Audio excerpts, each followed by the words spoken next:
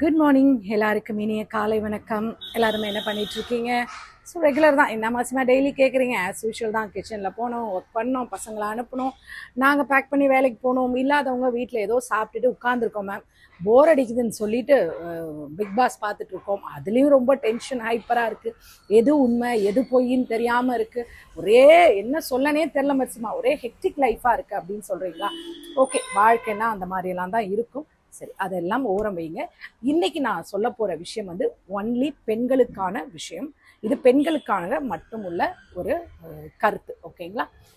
நம்ம வேலை பார்க்குற இடத்துல, நம்ம வீட்டில், இல்லை நம்ம படிக்கிற ஸ்கூலில், நம்ம எங்கே வெளியில் போனாலும் பெண்களுக்கு பலவிதமான என்ன சொல்ல வன்கொடுமைகள் நடக்குது.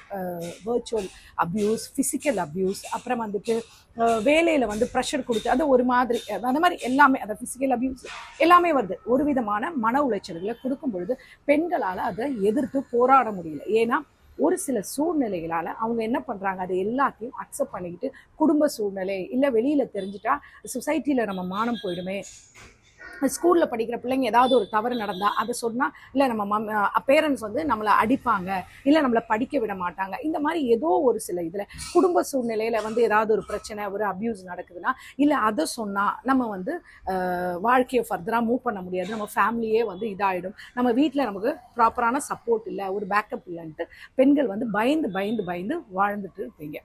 அந்த மாதிரி உள்ள பெண்களுக்கு தான் இந்த வீடியோ. தயவு செஞ்சு அந்த மாதிரி பெண்கள் இனிமேல் பயப்படவே வேண்டாம். சரிங்களா? உங்களுக்கு எந்த இடத்துல, இப்போ நீங்கள் ஒர்க் பண்ணுற இடத்துல ஒருத்தர் உங்ககிட்ட தவறாக பழகிறாரு, இல்லை அவரோட பேச்சுவார்த்தைகள் தவறாக இருந்ததுன்னா ஆரம்பத்திலே அதை கட் பண்ணிடுங்க. அதர்வைஸ் அதை கட் பண்ண முடியல, அது கண்டினியூ ஆகிட்டே இருக்குது. அவர் ஒரு விதமான நமக்கு என்னென்னா ஒர்க்கும் அவரை அட்ஜஸ்ட் பண்ணி தான், அட்ஜஸ்ட் மீன்ஸ் அந்த ஒர்க்கில் அவருக்கு கீழே தான் நம்ம வேலை பார்க்க வேண்டியிருக்கு. அட் த சேம் டைம் அவரும் இந்த மாதிரி எனக்கு மன உளைச்சல் கொடுக்குறாரு. இதை நான் யார்கிட்டையுமே ஷேர் பண்ண முடியல. ஒரு சிரிச்சு பேசினா கூட அந்த ஆள் தப்பா எடுத்துக்கிறாரு, எனக்கு நிறைய மன உளைச்சல் கொடுக்குறாரு, இல்லை என்ன பிசிக்கலா அபியூஸ் பண்றாரு, இதை என்னால வெளியே சொல்ல முடியல. சொன்னா என்னோட கோ ஒர்க்கர்ஸ் இல்லை என்னோட கொலீக்ஸ்லாம் என்ன திங்க் பண்ணுவாங்கன்ட்டு எனக்கு அசிங்கமா இருக்கு அப்படின்னு நீங்க நினைச்சிட்டு இருக்கீங்களா? தயவு செஞ்சு அப்படி இருக்காதீங்க. உங்களுக்கு ஒரு கஷ்டம் வந்ததுன்னா, நீங்கள் ஒரு விதத்தில் கஷ்டப்பட்டீங்கன்னா தயவு செஞ்சு அதை வெளியில் சொல்லுங்கள். நீங்கள் ஒருத்தர் பாதிக்கப்பட்டது மற்றவங்களையும் அவங்க அதே தான் பண்ணுவாங்க. ஸோ இன்னொருத்தவங்களுக்கும் அந்த மாதிரி கஷ்டத்தை கொடுக்கறதுக்கு இடம் கொடுக்காதீங்க. ஒரு தவறை நீங்கள் ஒரு இடத்துல பார்த்தீங்கன்னா உடனடியாக அதற்குரிய விஷயங்களை சொல்லுங்கள். நீங்கள் அந்த வேலையில் சைலண்டாக நீங்கள் அதை அட்ஜஸ்ட் பண்ணிட்டு இருந்தாலும் மற்றவங்களுக்காக பின்னாடி வர ஒரு சின்ன பிள்ளையோ இல்லை நம்மளை மாதிரி உள்ள ஏதோ ஒரு பெண்களை அகெயின் அதே ஆள் தைரியமாக நெஞ்செழுத்தத்தோட அந்த வேலையை அவர் செய்வார். அதே மாதிரி வீட்டில் நம்முடைய கணவரால் இல்லை வந்துட்டு கணவருடைய குடும்பத்தால், ஒருவேளை அவங்களுடைய சகோதரர் இல்லை அவங்க வீட்டில் உள்ள மாமனார் யாரோ ஒருவரால், எல்லா குடும்பத்திலையும் ஒரு சில குடும்பத்தில் ஒரு ஃபிசிக்கல் அப்யூஸ் நடக்கலாம். நம்ம அதான் வெளியே சொல்ல முடியாமல் கணவர் அதை சொன்னால் அவர் அக்செப்ட் பண்ணிப்பாரா, இது உண்மையாக இருக்குமான்னு கேட்பாரா, இல்லை அது சொல்ல போனால் நம்மளுடைய லைஃப் போயிடுமா அப்படின்னு யோசிக்காதீங்க. ஒரு தவறு நடந்துச்சுன்னா உடனே நீங்கள் அதுக்குரிய நடவடிக்கைங்க எடுங்க. ஒன்று உங்கள் பேரண்ட்ஸ் கிட்ட சொல்லுங்கள். பேரண்ட்ஸ் கிட்ட சொன்னால் ஆக்சுவலாக அதுக்குரிய ரெமெடி கிடைக்காதுன்னு நீங்கள் நினச்சிங்கன்னா அதுக்குரிய இடங்கள் இருக்குது, நான் உங்களுக்கு சொல்கிறேன். அதே மாதிரி ஸ்கூலில் படிக்கிற குழந்தைங்க, ஆண் குழந்தைகளாக இருக்கட்டும் பெண் குழந்தைகளாக இருக்கட்டும், ஒரு டீச்சர்ஸோ யாராவது மிஸ்பிஹேவ் பண்ணுறாங்க, இல்லை நீங்கள் டியூஷன் போகும்போது ஒரு மிஸ்பிஹேவ் பண்ணுறாங்க, ஏதாவது ஒன்று நடக்குதுன்னா உடனடியாக நீங்கள் பேரண்ட்ஸ் கிட்ட சொல்லுங்கள். பேரண்ட்ஸ் கிட்ட சொன்னால் ஒரு வேளை நம்மளை படிக்க விட மாட்டாங்க. இல்லை நம்ம பேரண்ட்ஸ் வந்து சில வீட்டில் வந்து என்ன சொல்ல ரொம்ப வந்துட்டு ஆர்த்தடாக்ஸாக இருப்பாங்க, ரொம்ப அதாவது எதுவுமே அப்படி இப்படின்லாம் வளர்ப்பாங்க இல்லையா? அந்த மாதிரி குடும்பமாக இருந்தால் இந்த மாதிரி விஷயங்களை நம்ம வீட்டில் அக்செப்ட் பண்ண மாட்டாங்க நீங்கள் நினச்சி பயப்படுறீங்கன்னா அதுக்குரிய ஹெல்ப்லைன் நம்பர்ஸ் இருக்குது. ஏன்னா இப்போ லேட்டஸ்ட்டாக ஒரு 4 நாளுக்கு முன்னாடி கோயம்புத்தூரில் நடந்த ஒரு இஷ்யூ பார்த்தீங்க இல்லையா? ஏர்போர்ட்டை விட்டு பின்னாடி ஒரு பெண்ணுக்கும் அந்த பெண்ணோட இருந்த ஒரு ஆண் நபருக்கும் நடந்தது. பெண்ணை வந்து ஃபிசிக்கல் அப்யூஸ் பண்ணி ரொம்ப கொடுமைப்படுத்தியிருக்காங்க.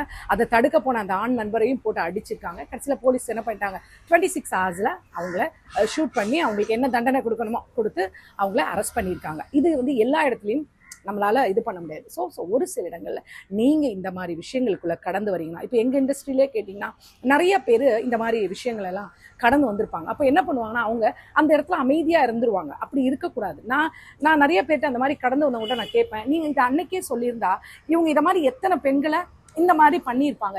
இன்னைக்கு நீங்கள் ஒரு மீடியாவில் உட்காந்து இவ்வளோ தெளிவாக சொல்கிறீங்க, ஏன் அன்னைக்கு வாய் திறக்கல?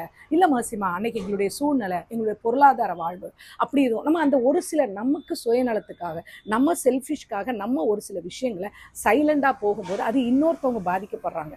சரியா? அந்த இடத்துல நம்முடைய சகோதரி இருந்தால் நம்ம அதை அதை அனுமதிப்போமா? இல்லை நம்ம குழந்தைகள் அதை அனுபவிக்கட்டும் நம்ம விடுவோமா? இல்லை இல்லையா? ஸோ எந்த ஒரு சக பெண்களும் நான் பட்ட கஷ்டத்தை அனுபவிக்க கூடாதுன்னு எப்பவும் நினைங்க. ஸோ என்ன பண்ணணுன்றது உங்களுக்கு எல்லாருக்கும் ரொம்ப தெளிவாக சொல்கிறேன். 181, அதாவது விமன் ஹெல்ப்லைன் என்ற ஒரு நம்பர் இருக்குது. அதுக்கு நீங்கள் எந்த நேரம் வேணாலும் கால் பண்ணலாம். அது வந்து நம்ம உடனே நமக்கு என்ன விதமான, அதாவது அப்யூஸ் நடந்தாலும் சரி, வர்ச்சுவலாவோ ஃபிசிக்கலாவோ என்ன அப்யூஸ் நடந்தாலும் உடனடி தீர்வு உங்களுக்கு கொடுக்க அதுக்குரிய லேடிஸ் விமனுக்குனே இருக்கிறவங்க, சரிங்களா? உங்களுக்கு மன ரீதியான சம்மந்தப்பட்ட பிரச்சனைனாலும் உங்களுக்கு அதுக்குரிய கவுன்சிலர்ஸோ என்னவோ அவங்க அரேஞ்ச் பண்ணுவாங்க. ஒருவேளை சட்டத்தை நாடி போலீஸ்கிட்ட போகணும், ஆனால் ஆண் போலீஸ்கிட்ட என்னால் எப்படி இந்த மாதிரி விஷயங்களை ஷேர் பண்ண முடியும், எனக்கு அது ஒரு விதமான கஷ்டமாக இருக்கும், இது எப்படி சொல்கிறது அப்படின்னா, விமன்ஸ்க்கு அந்த மாதிரி விஷயத்துக்கு விமன் போலீஸ் ஸ்டேஷன் இருக்குது, விமன்ஸ் ஹெல்ப்லைன் இருக்குது. அது 1091, சரிங்களா? இதுக்கு நீங்கள் தொடர்பு கொண்டா லேடிஸ் போலீஸ் உங்ககிட்ட உடனடியாக வருவாங்க. உங்களுக்கு இல்லை அந்த கண்ட்ரோல் ரூமும், உங்கள் ஏரியா கிட்டே இருக்கிற இந்த கண்ட்ரோல் ரூமும், அதை உங்களுக்கு அவங்க காண்டாக்ட் பண்ண வைப்பாங்க. தனியாக வந்து உங்களுக்கு என்ன நீட் வேணுமோ உங்களுக்கு அது பண்ணுவாங்க. எல்லா ஊர்லேயும் சரி விமென்ஸ் போலீஸ் ஸ்டேஷன் நீங்கள் கூகுளில் சர்ச் பண்ணாலே கிடைக்கும். நீங்கள் அந்த நம்பர் எல்லாம் படித்த பிள்ளைங்க உங்கள் நோட்டில் எழுதி வச்சுக்கோங்க. எதுக்கும் பயப்படக்கூடாது, சரிங்களா? வாழ்க்கையில் என்ன நடந்தாலும் சரி, பெண் பிள்ளைகளுக்கும் பெண்களுக்கும் நான் சொல்கிற ஒரு விஷயம், ஒருவேளை ஒரு ஒரு ஒரு மிருகத்தால் நமக்கு உடம்புல ஏதேனும் ஒரு இழப்பு ஏற்பட்டுச்சோ, இல்லை ஏதோ ஒன்று நடந்துருச்சுன்னா இதுதான் நம்ம வாழ்க்கை, இவ்வளோதான் முடிஞ்சிருச்சோன்னு நினைக்காதீங்க, சரியா? நம்ம சம்மதம் இல்லாமல் நம்மளை ஒருத்தவங்க தொட்டாலும் நம்ம எது பண்ணாலும் அதை நீங்கள் பாதிப்பு எடுத்து மன உளைச்சலுக்குள்ளே ஆகாதீங்க. தைரியமாக எதிர்த்து நின்று போராடுங்க, புரிதுங்களா? வாழ்க்கையில் ஒரு அழுக்க நம்ம மிதிச்சிட்டோம்னா நம்ம என்ன பண்ணுறோம்? நம்ம காலையை வெட்டி போட்டுருவோமா?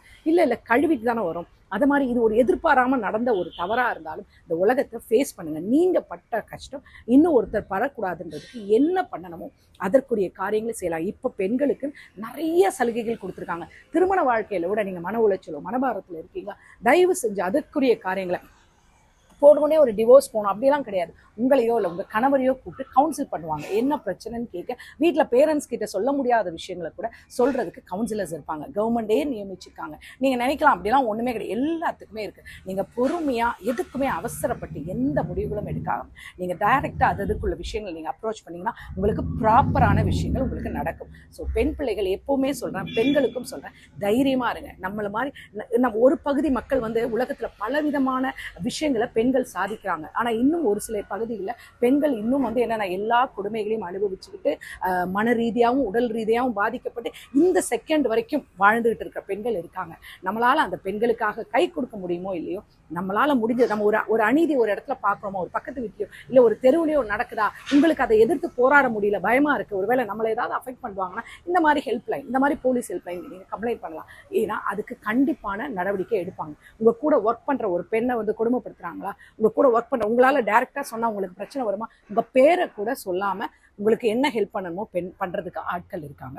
ஸோ நீங்கள் எல்லாரும் ஞாபகத்தில் வச்சுக்கோங்க, பெண்கள் நமக்கு சட்டத்தில் நிறைய விஷயங்கள் மாற்றப்பட்டிருக்கு. முந்தியுள்ள காலம் கிடையாது, சரியா? இப்போ பெண்கள் வந்து பல சாதனைகள் செய்கிறாங்க. உங்களுக்காக பலவிதமான சட்டங்கள் இருக்குது. அது என்னன்னு தெரிஞ்சுக்கிட்டு நீங்கள் உங்களை பாதுகாத்து கொள்ளக்கூடியது உங்கள் கையில் தான் இருக்குது. சட்டங்கள் இருக்குது, அதை உபயோகப்படுத்திக்கிறதுக்கு நீங்கள் தான் தயாராக இருக்கணும். ஓகேங்களா?